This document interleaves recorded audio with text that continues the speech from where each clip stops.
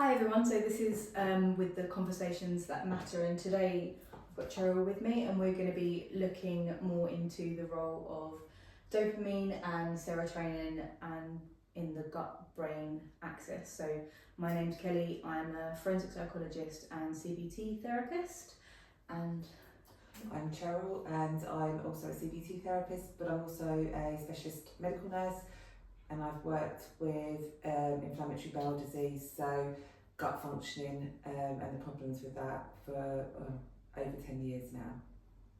well, yeah, that's why I've got Cheryl with me. So yeah, do you want me to, shall I explain? Yeah, do you want to just sort of run through what we're going to talk about and hopefully what we're going to help you understand more about how the gut and the gut brain work together. So I think it's called, generally known as the gut brain axis. Yeah, so I'll talk us through the gut brain axis, and then we're going to work through looking at serotonin, dopamine, look at some of like treatment options or lifestyle changes. Yeah. It will help sort of manage that area of the gut brain axis. And we sort of entitled this the just serotonin and dopamine. I don't know. Looking at the gut brain axis. Yeah, feeling good. Feeling good. Feeling good. So yes, will become clear. Yeah. So with the gut brain axis, so there's a relationship between your gut and your brain, right? So the brain sends probably millions of messages through, or billions of neurons and hormones, and the chemical messages and the neurotransmitters as well that we're going to talk about today, but they communicate. So the idea if kind of something's going on in your gut, kind of that sends signals to the brain, and when things are going on in your brain, it sends it to your gut. So they communicate in a two-way fashion, really. But I wanted to break it down because there's a couple of the components of it that I think would be really good to specify, to explain it. So first of all, you have the central nervous system. So this sends the messages or sends the signals to and from the gut, and this kind of goes via the spinal cord. And then you've got the enteric nervous system. So this is a nervous system, and this is more about the gastrointestinal tract. And this controls the digestion. So when we're going to talk a little bit more later on about like diet and things like that. But it can actually work independently from the brain, and sometimes people call it the second brain. And then you've got the automatic nervous system, so this regulates gut function, but also in terms of the motility, blood flow, and secretions as well, right? Yeah. And the vagus nerve is something that I talk about quite a bit, but it's the major communication, I suppose we call it like the communication highway between the brain and the gut. So this is the part that senses those chemical signals, like the neurotransmitters in the gut, and then that relays the information to the brain and vice versa. So that's kind of, I suppose, that bit in a nutshell. But I suppose if we wanted to break it down, I hear a lot about serotonin, and I suppose its role in all this. So I wondered if you could tell me a little bit more about that. Yeah. So serotonin is kind of the gut's signalling powerhouse, and it has lots of different functions. But the reason we talk about it in relation to the gut is that 90% of serotonin is made and stored within the gut. So this has a massive impact on how your body responds and manages to send messages and what it actually is able to do. So functions within the gut is that it helps with bowel function and motility. So helps you control the speed and the coordination of all of your bowel movements and your digestive processes. It regulates your appetite, so you can decrease your appetite as you're eating in meals. Serotonin is released, and it prompts you to sort of feel full. So as long as it's got time to work. So if you eat too quickly, then that doesn't happen. But generally, that's part of its regulatory function. Nausea. So when you do eat very quickly and you produce lots of serotonin very quickly, then it can make you feel sick. So it can nausea response. Also, if you eat something toxic, it will stimulate the serotonin, so that will help you vomit. So it's a safety mechanism in that sense. Functions in the brain is that it's really, really linked with the brain, mood and emotions. So, and this is where there's the overlap, is because it has this function within the bowel and it's stored and made within the bowel, but it then has this massive impact on us as people. So it really, really begins to affect our mood and our happiness. I always used to know serotonin as like the happy hormone. Yeah. So yeah, it's massively responsible for how we feel on a day-to-day basis, and you know, good levels of serotonin mean that we feel well. It has a massive impact on our sexual functioning. So when you have very low levels of serotonin, the impulse and the desires change, and you just pretty much go off having sex and that intimacy with somebody. However, increased levels do increase that desire. However, excessive levels can then lead to dysfunction, particularly in men. So, you know, it has a problem. So it's that balance that you're looking for. So if you have a nice balanced, good levels of serotonin, it leads to you feeling calm, it gives you mood stability, emotional regulation, you feel safe. If you have low levels, it can lead to anxiety, depression and sleep issues. And there are medications that are commonly used to treat depression and anxiety that really work with serotonin, and we will go through those in a little bit more detail, just a brief explanation. But that's the importance. So when you think about serotonin relating to mood, then actually there's also a relationship there with the gut. So, you know, really, really close contact. Another important sort of chemical that we hear about is dopamine. And I think Kelly's going to go through that one with us. You know, it's often talked about in relation to feeling good. So, Kelly. So, with dopamine, that I think we hear a lot about it. I don't know, I keep seeing it on social media a lot more about kind of, I don't think, that give you the dopamine, and even like dopamine menus that I've seen about people picking things from like the dopamine menu. But talk about hits and things like that. Like getting the dopamine, hit, if that's how you want to say it. But what I found interesting is that with dopamine, actually 50% of it is stored in the gut.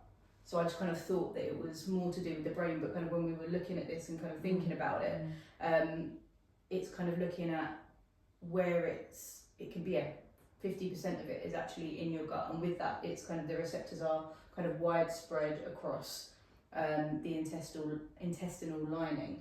I wanted to look at the actual functions in the gut, but I'm going to bring Cheryl in because there's some things in this part that blows my mind. So with gut motility, so it regulates the muscle contractions, I'm assuming, that helps things pass through the gut. So it coordinates the movement through.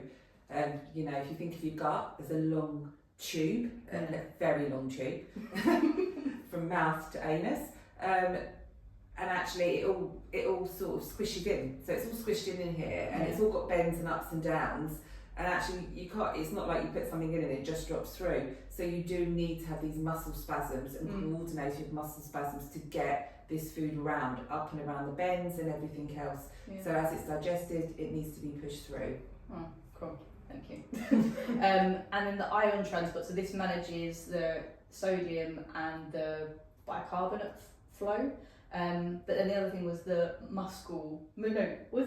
mucosal barrier, and obviously I haven't heard of this before, but you explained it really well to me before. I don't know if you can explain it. So that's the surface layer of your gut from the inside. So if you think of your mouth, you look here, you've got your mucosal layer, it's the lining of your mouth, and what that does is it's a barrier, and it prevents anything that you don't want or is harmful to us from getting into our bloodstream and our bodies. So, you know, when you eat food, it's got germs and things on it. So the mucosal layer is the first barrier to stop us being poorly every time we eat something, with this invasion of different bacteria and bits.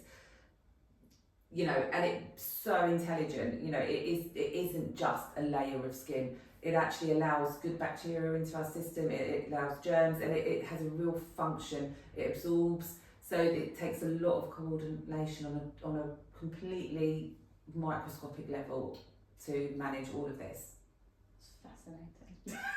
it just blows my mind that when you hear of dopamine, I said like what I was saying, that it just seems what's going on here, but it's so much so important down here, down there with our functioning and what else we do. Yeah, the gut is producing it, and also the complexity of the role of these two neurotransmitters for coordinating things, and how sometimes it can go wrong. It doesn't work quite as well as it should, and that can just be some sort of natural change. Yeah, not necessarily that you're in illness. It may just be that your makeup or your functioning is slightly different.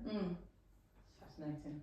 But yeah, more about in terms of the gut, the digestive secretion. So in terms of sort of enzyme or fluid production. So I'm guessing that's to help with the contractions as well. Oh, also breaking down the food. So the enzymes are what the liver produces, and all of that will go in, and that's what breaks up your food. So you have a lump of food, and it's churned and it's milled around, and the enzymes, these chemicals come in and break it all up. It's a bit like when you've watched something dissolve in acid or alkaline. So you've got these enzymes that come in, and then they break it all up, and then your body begins to take away the bits that it needs to use and absorb it and put it in the bloodstream and carrying it around to places that it needs to be. Okay, fascinating.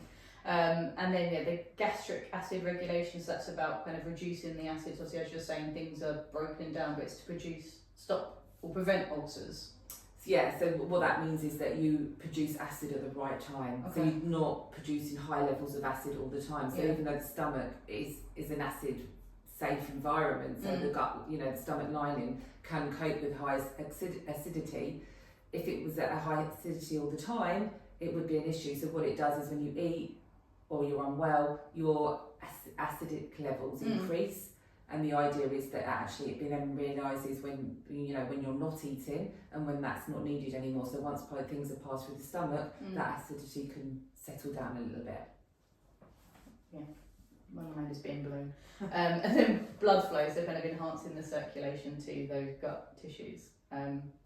But what I'm more confident in knowing about is the functions within the brain with dopamine. So like we were saying about the dopamine menu and kind of getting that hit from dopamine, it's really linked to our reward and motivation. So we're often driven by getting that dopamine, and that's kind of why we seek out certain things that we kind of see as a reward. And there's things that when we look back into when we were cave people, when we got our dopamine, it was a lot less frequent. So it was about the food and the pleasure. But now in the modern society, is that dopamine is so freely available for people, is that there's becoming quite an imbalance, and that people often feel that they're constantly seeking for that reward or motivation. And even if you look at the psychology of online shopping, there's kind of different ways that shops are set up online to kind of make it more fun, like you're kind of getting a reward. They even change colours that they know that you will like, so in order that you'll click buy, and it's all kind of linked to that reward and that kind of keeping that dopamine going. Same with scrolling on social media. And if you think about it back at a basic level, the reason that dopamine was there was to make us want to eat. The idea is you'd have to hunt. You put yourself in a dangerous situation, you'd hunt, or you'd spend hours foraging, and part of that had to be the hit from the pleasure of actually eating, not just for staying alive, but there had to be a pleasure and desire for it. The same with other areas of the world and that. And now a lot of that hunting and all of the time that it took to get the dopamine hit's gone. So we can just reach for our phone, or we can just reach for a computer, pop down the road to the shops, and we can suddenly get those dopamine hits, and we like them. So that's a really big part of what happens. But as we've said, there's also that really important functional aspect to dopamine that gets missed, I think, sometimes. No, thank you for kind of adding that, because I think it is, our brain and our bodies have been created over millions of years, and everything's got a function, and I think that we need dopamine. It's not a bad neurotransmitter. I think people kind of think, I need to kind of starve my dopamine. I've even heard that. It's like, but you need dopamine to survive. That's what motivates us to do things, even if we're not kind of doing the hunting and gathering. We need that dopamine drive to be able just to do things on a daily basis. But the fact is that now it's more freely available. I think that's the thing, but it's not a bad thing by any means, because we need it to survive. Yeah, I think, perhaps it's more the fact that we need to take control of how we're getting our dopamine hits. I think maybe that's something that we, needs to be progressed forward, not the get your hit or, deny yourself, it's just recognising actually that whilst it is definitely necessary, it can be abused, like so many other things, and it's actually how do you manage this so that it keeps it in balance for us, really. Yeah, and we're talking about keeping it in balance in terms of our mood and our cognitions, that dopamine is linked to our focus, with our memory function as well, and also with our behaviour, that sometimes, I'm going to go on to a little bit later about when things are out of balance, but sometimes we can be more impulsive sometimes if we're trying to seek out that dopamine, as you were saying, kind of seeing dopamine for what it is, but when we haven't got it, sometimes it can influence us or change us to try and get that dopamine. And in terms of sleep, it helps regulate our sleep cycle, so it's part of the neurotransmitters that help us to sleep, but also to wake up as part of the cycle that we need it to be released. And like cortisol in the morning, your cortisol levels are higher in the morning to wake you up. So it's similar with dopamine, that we need it to kind of have keep those regular patterns, to keep things working properly. And also with sexual function, that it can enhance your libido and motivation to engage in sexual intimacy with yourself or with someone else. And it is, again, that sort of driver, so it's that pleasure, it's that almost like that pleasure neurotransmitter, like we spoke about serotonin being like the happy one. This is kind of like linked to that pleasure and motivation. But also with the stress response, that it is when in the higher levels we've got the fight, flight, freeze, fawn, flop. Now there's 5 of them, but it can contribute to those responses, and in terms of, again, that's when we're thinking about it at the higher levels. But with kind of when we're thinking about the mental and the emotional effects of it, really, it's kind of linked to, as I said, motivation, the pleasure, the rewards kind of centre of your brain, the focus, kind of having energy as well. But when it's kind of higher, as we said, it kind of linked to that higher impulsivity, and even kind of feeling quite euphoric sometimes. I suppose kind of when we're thinking about like a hedonistic lifestyle, that could be kind of something that's not purely driven by dopamine, but you know what I mean, it's kind of more dopamine-y. So if the neurotransmitters are balanced, so again we're kind of thinking about the ones we've spoken about today, that often people will experience like stability in their emotions. So we've spoken again about the happiness, the kind of sadness, the impulsivity. It's about not having kind of the ups and downs of, obviously we're human, we're going to have ups and downs, but it's just, I suppose, more of like that rather than extremes, kind of when they're in balance. Or in the case of dopamine, sometimes managing those extremes, not, working out which ways will give you that little bit of a hit without it being detrimental to you. It's about, managing some of the ups, because as you said, there are natural waves, there will be natural ups. And the fact to understand as well that dopamine is having another function when it's there just chugging away in the background. So, it isn't always just about this high. It's also actually got a function, and a bit like serotonin in the constant working of your body. So it's not, and I think that's why we wanted to break it down between the gut and the brain to kind of see the differences between the two. And then again, when it's balanced, so kind of that good sleep, kind of a regular or a healthy appetite, if you want to call it that, good kind of sleep cycles or sleep functioning, that we kind of feel motivated and focused in, I suppose, I don't want to say the right areas, but like in the areas where we want to be focused and motivated, and then kind of with the normal sexual functioning. But that's kind of if they're balanced. So obviously, Cheryl, wanted to pass it back to you, that how about if they're too low? If if our levels of our neurotransmitters, these two neurotransmitters, are too low, it can definitely lead to depression and anxiety, sleep and memory problems, tiredness and a lack of motivation, digestive issues and low libido. However, and this is the really important thing, is actually you should not go out and self-medicate. So whilst we've said that this can be a problem, actually if you do start to self-medicate and trying to correct this yourself without any input from anyone, then you're going to have problems, because if the these levels are too high, it leads to agitation, nausea, impulsivity and aggression, and it can lead to sexual dysfunctioning. And that's really important to remember, that actually these are in a balance. This is a normal, nice, healthy balance. And there are some things that you can do which are quite natural and safe, that can begin to try and help your body begin to get these into a natural balance and stay within that natural balance. So I think Kelly's going to go through a few of these safer options, and then we'll go into the options that you can use which involve sort of medical or trained supervision. Yeah.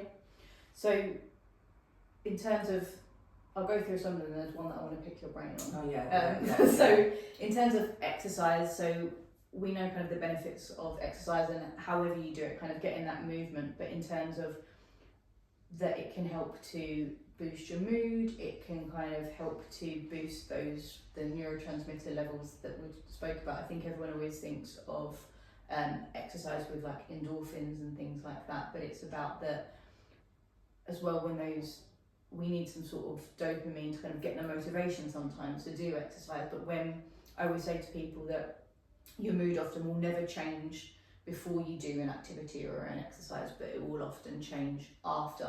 But it's sometimes, for some people, it can be really difficult to actually get that push through to do it. But then after, if we're able to engage in regular exercise, it can boost or change those neurotransmitter levels. And then with sleep, having that kind of consistent sleep routine can just kind of help to regulate, because we all know that sometimes when we feel tired, we just feel drained, we don't feel motivated, we just want to lay down and really not do anything. But kind of having that regular sleep cycle just keeps those neurotransmitters in check. And I think kind of thinking about sleep hygiene as well, that we both talk about that quite a lot in therapy. But it's about anything that you can do to change your sleep. So kind of having a regular time that you go to sleep, a regular time that you wake up, thinking about your wind down routine in the evening. So whether it's kind of like staying away from electronics and like the blue lights, as kind of everyone likes to, is blue light, blue light. Yeah. Thinking about, so maybe like reading or meditating or doing anything, or even like having like a hot drink, like a non-caffeinated drink, even like warm baths. Some people like to listen to certain music to go to sleep, or like sleep stories, or like the binaural beats, and just whatever you can do that's going to help to sleep. And there's an idea as well, I don't know if you've heard about, or if you talk about this, but if you're laying in bed and you're tossing and turning for like over like 20 minutes, about kind of actually getting up and out of bed and not doing anything completely active, but just getting out of bed and moving around, and then going back to bed when you feel tired. Yeah, and I think it's really important as well that, and what I go through a lot with some of my clients is that, understanding your own sleep pattern. It is important to have a regular sleep routine, because of all of these hormones, and not just these ones, but lots of others will only be around at certain times, and your body needs to understand when to make them. We've mentioned cortisol, so your body needs to know when it's going to make it, how it's going to use it, and when it can be used for other things. So if your body's using these chemicals to keep you awake or to drive you in some way, sometimes it needs to use them for maintenance, and that will happen when you're asleep. So there's lots of things that will go off in the background, or it might need a rest and a certain amount of time to rest from making these chemicals, and lots of different ones. So rest is incredibly important. But it's also important to realise that actually, you need the routine, but some days you won't sleep.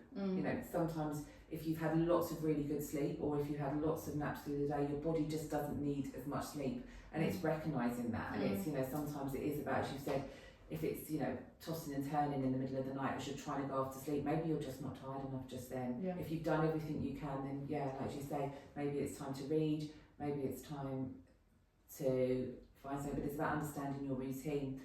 And if you're consistently having trouble with sleep, then there are lots of things out there that can help you. So you can speak to the GP, there are online resources, or you can speak to a specialist and have some sessions with a specialist as well. So lots of options. But first of all, it's about basic sleep hygiene, which you said, and about knowing your routine. So you're not stressing yourself out, as it were, thinking you're not getting enough sleep, when actually maybe sometimes you're just not as tired as you might otherwise be. Yeah, and I think that to add to that, that everyone has different sleep routines as well, like not to compare yourself to other people. There is no average sleep that people need. You know, there is no, some people need less sleep than others.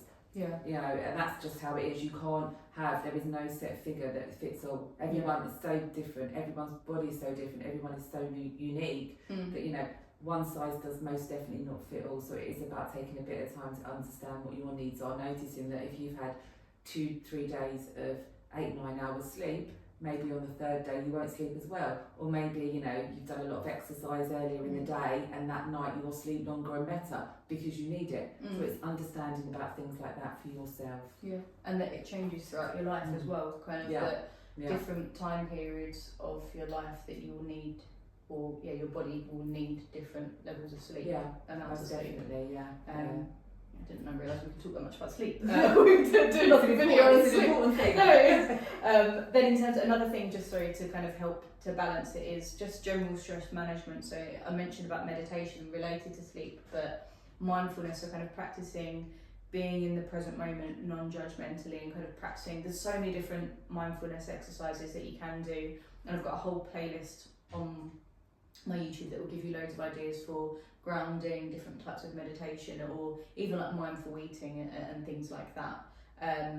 And with yoga as well, or kind of any sort of body-based kind of breathing or kind of movement can be really helpful to reduce your stress level, but then also, as what we're talking about, is being able to balance out any sort of neurotransmitter disruption. But what I wanted to pick your brains on in terms of like the diet, in terms of things that people could do if they wanted to help balance out the neurotransmitters. So it's interesting because actually now that we understand the role that the gut has, keeping a healthy gut is really important, because, you know, if it's making dopamine and it's making serotonin and it's storing these and so much is dependent on it, trying to have a healthy gut is really important. Some people, and this is obviously for people with, you know, directed for people with IBS or functional issues, do struggle to have what is termed normal behavioural guts. So it is important to realise that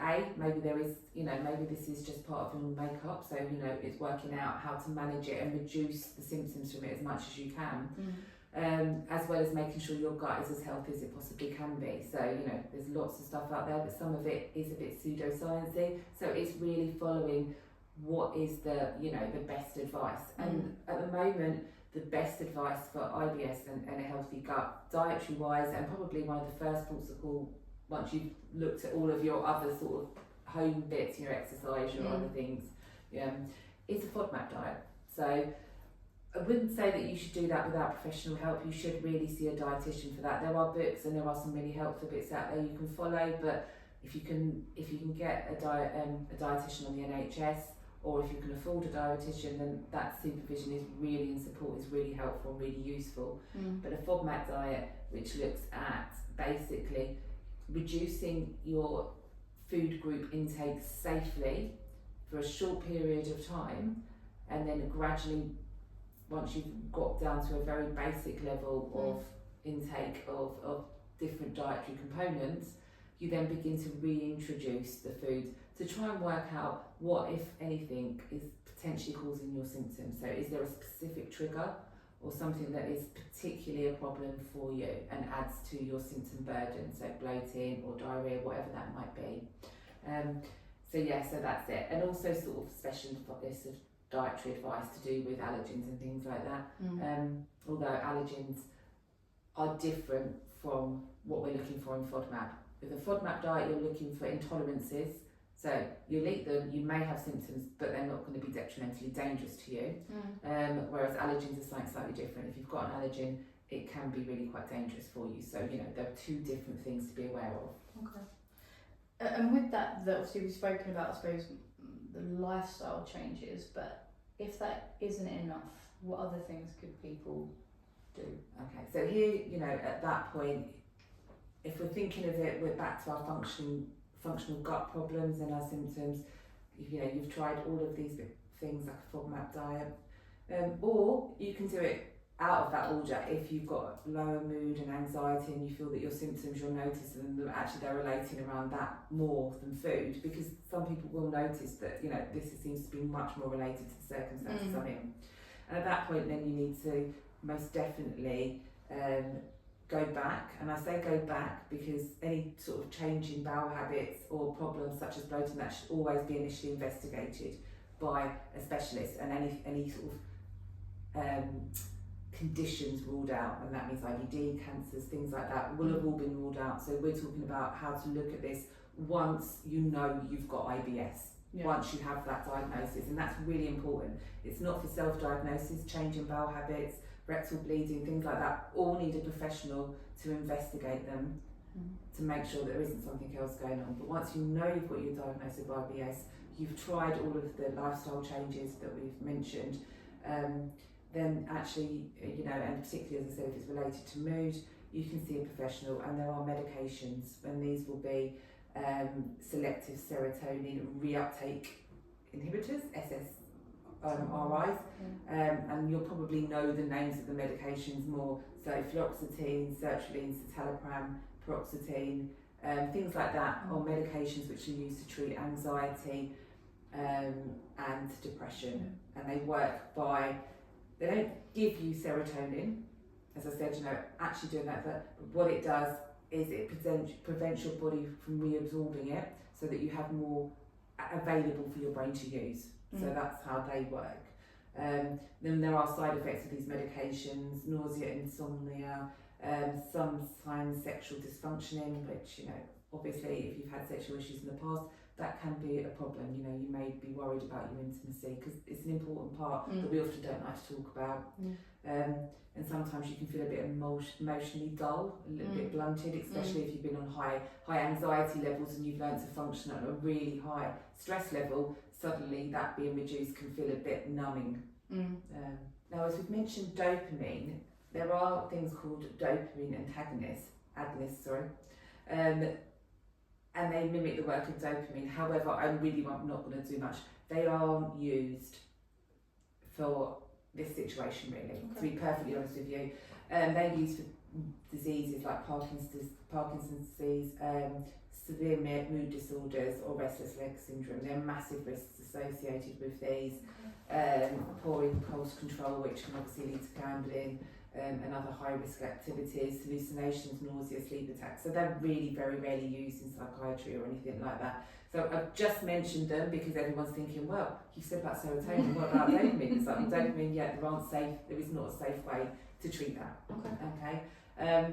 Particularly when you don't actually have these levels checked. So, you know, they aren't routinely checked, so you don't even know if your dopamine's low. You give you a whacking dose of it and you're going to be in a bad situation. So please don't look for anything that's going to help manage that side of things.